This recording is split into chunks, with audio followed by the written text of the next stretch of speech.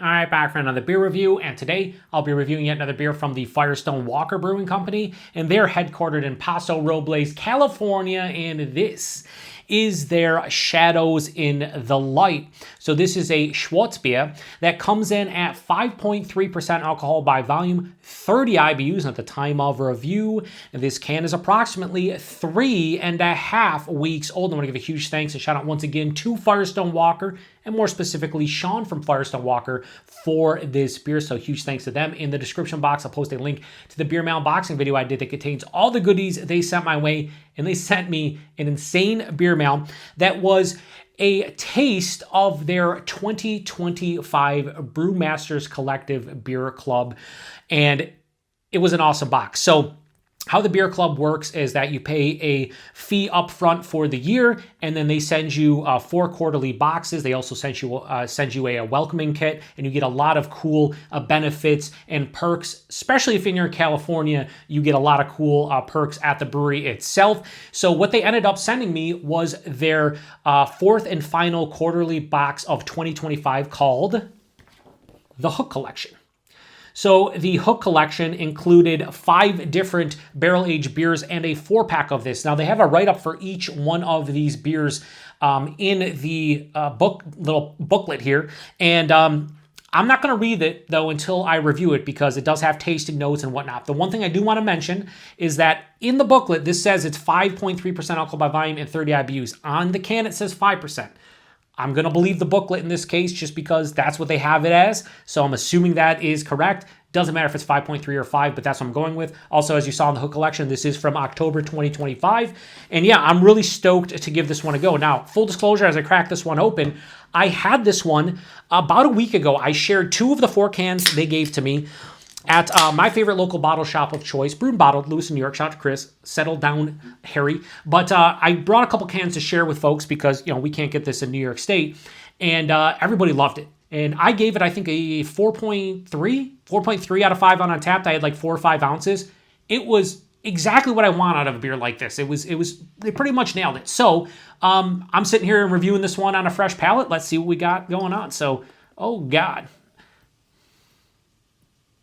So this has been in my fridge since they sent it. This one seems a little bit lively, so to speak. It wasn't like that. The other can that I had at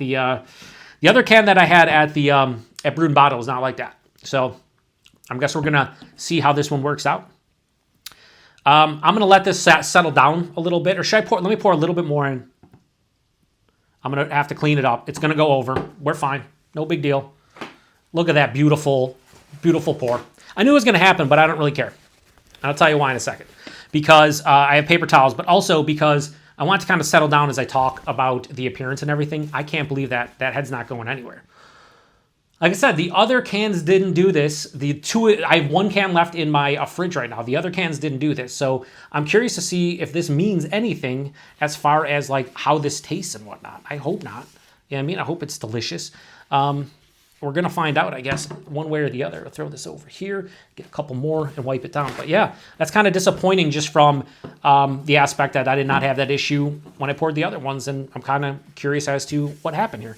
And like I said, I'm reviewing this about a week after I shared those other cans. So anyway, what does this one look like? Well, it looks like I poured it like an idiot, even though I kind of did for the second pour, but this is not my fault. I'm going to stick by that. So as you can see in the hashtag proper glassware, that does not look like a great pour. So yeah, it has a nice dark brown. I wouldn't say that's black. It's more of a dark brown than anything. What the hell's on the backside? So it has more of a dark brown. You're going to see pitch black. Has about a whole hand full of this, we'll say straight up tan colored. You could say khaki colored, light brown. Some bigger bubbles mixed in with smaller bubbles, medium-sized bubbles. Looks kind of frothy, but not really. But I'll tell you what, after spilling that and just smelling it, it smells awesome. So hopefully it's just a carbonation issue and not like anything going wrong with this beer, because I'll be upset if that is the case, because the other sample I had was delicious. So we'll see if I can fight through this huge head to get a nose. Yeah, it smells good. So exactly what I experienced when I had this on tap. To me, it is a ton of roasty, toasty chocolate. It has like this nice bittering chocolate with a little bit of a sweeter chocolate. There's coffee. There's a little bit of like a molasses, caramel. Maybe a touch of a fruit here, like a lighter fruit. Like maybe like a light stone fruit, maybe even a dark stone fruit. But it's more about that coffee, chocolate, and caramel, and that roasty, toasty kind of vibe. Has a nice earthy kind of, almost slightly earthy kind of, I was going to say floral, but probably more grassy. And then there's this brown bread, like this deep, dark brown bread. Like a pumpernickel. Well, the head's starting to settle down. I'm afraid to pour anymore. We'll try after I take a sip, but dude, this just smells freaking dynamite. Like this is exactly what I want. The hop character is a little bit more well-rounded and robust now as I go back to it. That earthy kind of grassiness. A little bit of like a resinous kind of quality too. Making my mouth water. I'm going to get into it. Cheers, everybody. Thanks again, Firestone Walker and Shaw. Or should I say Prost? Prost.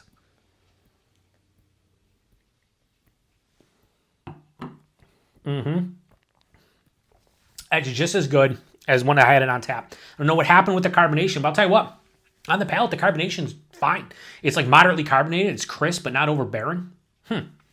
Man, this is just a really good Schwarzbier. Like, it really is.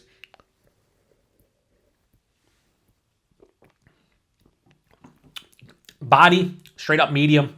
Maybe a touch under, but like right in that realm. 5.3%, 5%, whatever. It's fine. The mouthfeel is awesome. So yes, it is moderately carbonated, but it is not nearly as carbonated as you would think based on the pour and everything. It's more tepid than that, but it has this beautiful smoothness. There's a nice creaminess. Body and mouthfeel are really nice for what this beer is supposed to be. The taste, yeah. I mean, the taste is exactly what I was getting in the nose.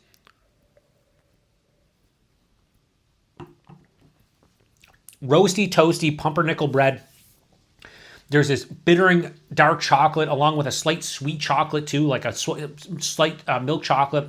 Medium roasted coffee, a little bit of caramel, maybe a slight touch of toffee or molasses. Very slight on those, more caramel than those other two. That fruitiness I'm getting is more of like a slight dark fruit, like maybe like a little bit of like a raisin or a plum. I said lighter stone fruits. I'm thinking more dark stone fruits as I taste it.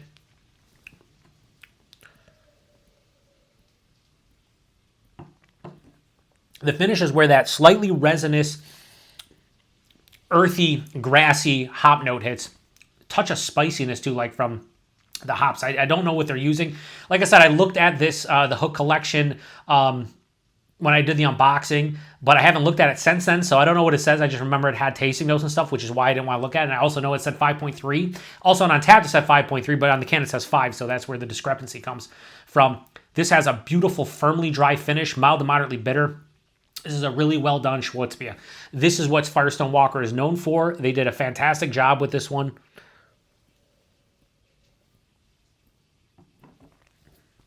I could drink a ton of these, and I wish they would brew beers like this more for distribution in their distribution footprint. I know it's just a Schwarzbier, probably not going to sell as well as one of their classic beers or maybe one of their big barrel-aged beers. I get it.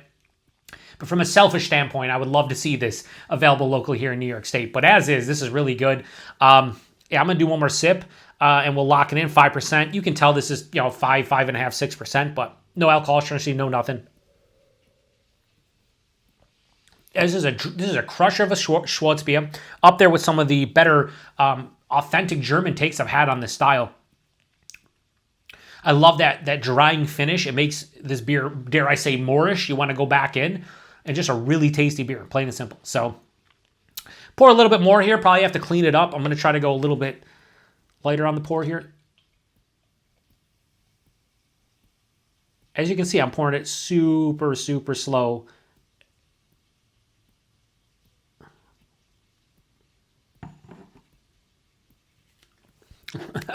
Well, at least it looks a lot nicer now than it did with that slow pour instead of the big stupid pour. Look at it in that hashtag proper glass where it's looking beautiful, baby. It's looking like all of a sudden Dusted Rose came out, baby. I don't know what, maybe not what's going on. Anyway, that looks beautiful. Looks beautiful in the glass. All right, rating. Like I said, let me just go to Untappd real quick and see what I rated this. Because I'm almost positive that I rated this either a 4 a 4.2 or 4.3. I'm gonna go a little bit higher. Yeah, I went 4.2. I'm gonna go a little bit higher on this one. Not gonna get quite into that low 4.5 round, but doesn't really matter. No, this is the delicious Schwarzbier from Firestone Walker. So Shadows in the Light from Firestone will go high 4.25. We'll go 4.35. Almost gets into that low 4.5 round for me. This is awesome, stylistically speaking. Probably like a 4.6 to 4.7. Like they just did a great job with this. So if you can get your hands on this, and you're in California, do so. Or if you're part of the beer club from 2025, I'm sure you got this one as well. So awesome. Awesome stuff. 4.35 out of 5. Price point availability. As far as I know, it's part of their R&D Propagator series. This was in the box. I probably sell it at the brewery like in 4-packs. I would hope 4-packs are in that like $16 realm. Anything more than that, 18 might be pushing it. Definitely when, $20. I would say I'd pay $5 for a can, but if I was buying a 4-pack, I'd want it no more than like 16 to 18, but preferably in that like 16 or less range. And like I said, availability, I don't really know. So if anybody can chime in with the availability, which just fucking had a little mini stroke. Availability, let me know. Please post in the comment section. And yeah, I'm really stoked about this one. Oh yeah, I was going to do the Hook Collection look at it, right? So Shadows in the Light. Schwarzbier. Shadows in the Light is our take on the classic Schwarzbier, the darkest of German lagers, known for its balance and surprising drinkability.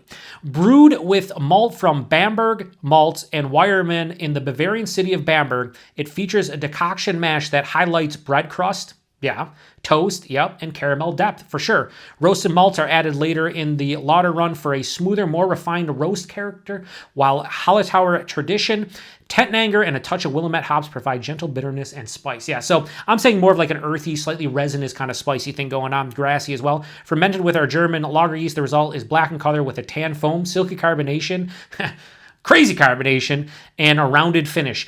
Shadows in the Light celebrates the subtle art of lager brewing, offering richness and refreshment in equal measure. 5.3%, 30 IBUs, SRM of 50, which, that's definitely higher in the SRM chart. Visual, black with tan foam. Basically what I said. Aroma, bread crust, toasted, roasted pecan. I did not get a nuttiness in this, but they're saying they got roasted pecan. Milk chocolate truffle, definitely. Caramel, taste. Medium malty sweetness with a medium bitter roasty finish. Yeah. Mouthfeel, medium bodied, with a round texture and silky carbonation. Yeah, the carbonation was silky, but the look of it and everything is a little bit crazier. Let me do one more sip and then we'll shut it down. It's probably around like 13 minutes right now. I'm looking for that roasted pecan. I could see, shout out to a very good friend of mine, fellow beer tuber Paul over at PA Brew News, whatever the name of his new channel is. He's PA Brew News to me. I'm getting like walnut husks. Paul, walnut husks. But no, it has like kind of like a nut husk to it or something that's like a little bit drying nut character. But I wasn't picking up on when I was doing it. The power of influence is real when you read that. And yeah, this is just, let me know, this is a very good beer. And the rest of the beers are definitely going to be a treat, but this is delicious. So if you've had this one before, please post in the comment section. Huge thanks to Firestone Walker and Sean for this one, shutting this one down to the next one. I say 5%, 5.5. Yeah, no astringency, nothing. You could tell this is a little bit bigger beer, like in that 5 to 6 realm because of the flavors. The body would indicate definitely more in that, like crisp kind of like lagery realm. But I'm telling you right now, like it's very crisp, very clean, and just delicious. Anyway, I'm shutting it down. To the next one. Cheers.